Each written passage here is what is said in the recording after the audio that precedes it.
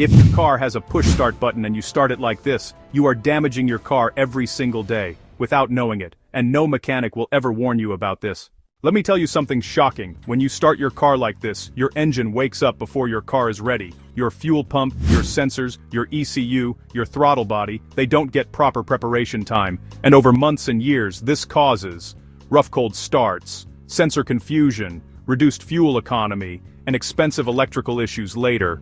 Not today, not tomorrow, but one day, when the bill hits hard.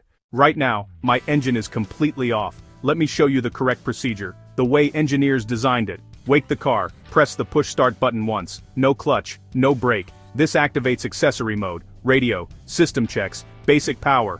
The car starts waking up. Let the brain think. Press the push start button a second time, still no clutch. Now watch carefully.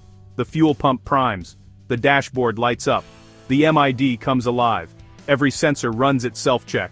This is your car saying, "I'm ready." Now start the engine. Only now press the clutch fully. Clutch pressed, push the button. Engine starts smoothly, quietly, happily. No shock, no confusion, no unnecessary stress. Here's something most people don't know. When mechanics scan cars with electrical complaints, 90% of them are actually caused by bad starting habits, not broken parts, not bad brands, just wrong usage. And the worst part, you don't feel the damage immediately. It builds silently.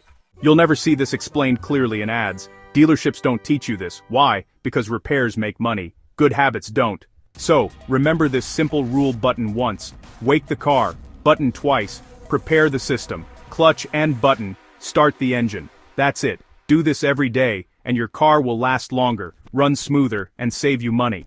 If this helped you, share it with someone who owns a push-start car, because honestly, saving one engine is better than buying one. This is Motor Mindset, where we don't just drive cars, we understand them.